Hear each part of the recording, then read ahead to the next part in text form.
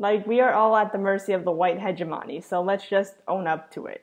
Hey guys, welcome back to my channel, and today we're going to be talking about beauty standards and whiteness in the Asian community. So a comment that I get a lot when I make videos about beauty standards in Asia and how European beauty standards have seeped into Eastern standards of beauty, I always get like this same comment that says, "What are you talking about? The East, specifically China, Japan, and Korea, have always been obsessed with whiteness. For centuries, no matter what country you come from, whether it's the countries I listed previously or any other East or Southeast Asian country, has been obsessed with whiteness even before colonial times. And it is true that whiteness in those countries meant white like a pearl or white like the moon, like a glowing kind of iridescent white rather than the peachy or the kind of peachy white that a lot of white people are just endowed with.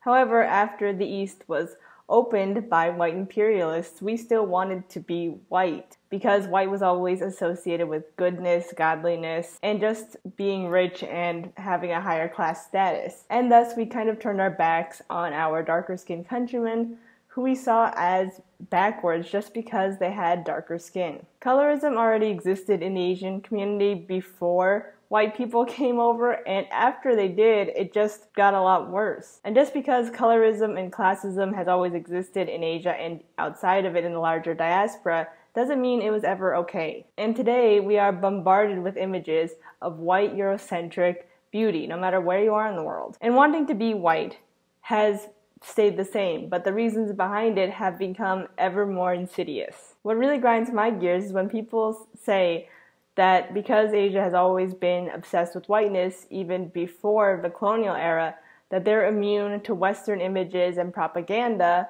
because let's be real, no one is. Like, we are all at the mercy of the white hegemony, so let's just own up to it. Like, how can you ignore hundreds of years of colonialism, racism, xenophobia, re-education to hate your own nation and your own skin color?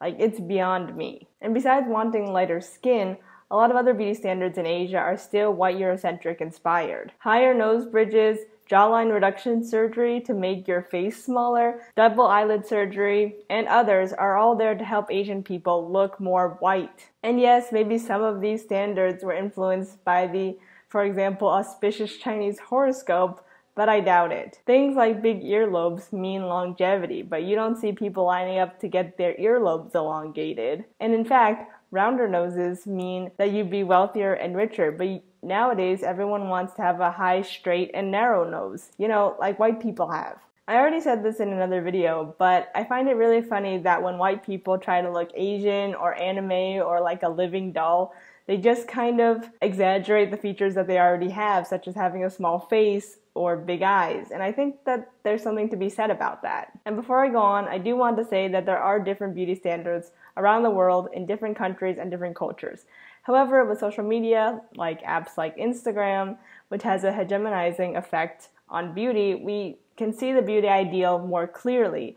And that ideal is always white, whether she's a white girl trying to look exotic or an Asian woman with light skin, round eyes, and a small face. Like I said before, comments that say Asian people have been obsessed with being white for centuries, even before colonial times, doesn't address colorism or classism in those communities.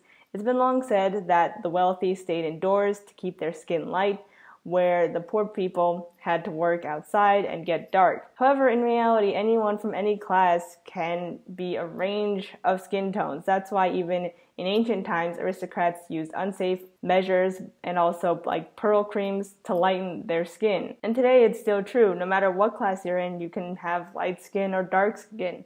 You can be a range of shades. The difference is that today the measures are more lethal. And they were lethal back then too, but you'd think that with all the knowledge we have today, people would stop this pursuit of whiteness, but they don't, because they know that they'll be treated better and are more likely to get a job if they have lighter skin. And who can afford those safe whitening treatments? The wealthy. And who's mixing with the upper white echelon of international high society? Light-skinned Asian people who then bring those ideals home and make their darker-skinned countrymen feel inferior. And those dark-skinned people who feel inferior seek out lethal and dangerous treatments to lighten their skin because they're desperate. And yeah, that's sad and horrible, but we shouldn't just wave it off as tradition. Besides beauty standards, there are a lot of other ways that Asian people hold up whiteness, which shows me and should show all of us that Asian people have not evaded centuries of globalization or imperialism like some commentators might think. So number 1, why are half-white Asian babies used to sell everything and are the epitome of class and sophistication, whereas black Asian babies or half-black Asian people are seen as the dregs of society? So number 2, why is it okay for Asian men to date white women but not the other way around? That's more sexist than anything, but I think it still counts, so I'm putting it on the list. 3, why are Asian people obsessed with traveling to European countries and recreating those atmospheres at home? And 4, why does Hollywood cast white people in Asian roles? Because they know that it'll make big bucks in Asia. White people in Asia are exotic, but they're also seen as smart, cultured, intelligent, beautiful, and all the other positive things you can think of. And yeah, it is shitty that a lot of people in the developing world see their own countries and practices, cultural practices, as backwards, but that was created purposefully by the West, let's say, to make imperialism and exploitation seem okay. We shouldn't deny that we've been influenced by something that was supposed to influence us. And I get that maybe you could say we want what's rare in the community, but let's be real. Let's address the colorism and whiteness issues of today rather than those issues of 1,000 years ago. And just to end, I just want to bring up some current event issues. So for example, the coronavirus has told us that we were never white, but I already knew that. As soon as I leave my house, whether I'm in the US or Brazil, I know that people are going to start harassing me and looking at me weird. I don't know why a lot of Asian people in America have not realized that they are not white, but I understand the need and want to latch on to that white privilege. But let's just stop it. I think we really need to have some deep and intense conversations about racism and what race is in the Asian community, and have more solidarity with black and brown people who face the brunt of racism every single day. Alright, so that's where I'm going to end the video. Thanks so much for watching, and I'll see you in the next one. Please, if you like this video, like, comment, share, and subscribe. It would mean a lot to me. Thank you so much, and bye.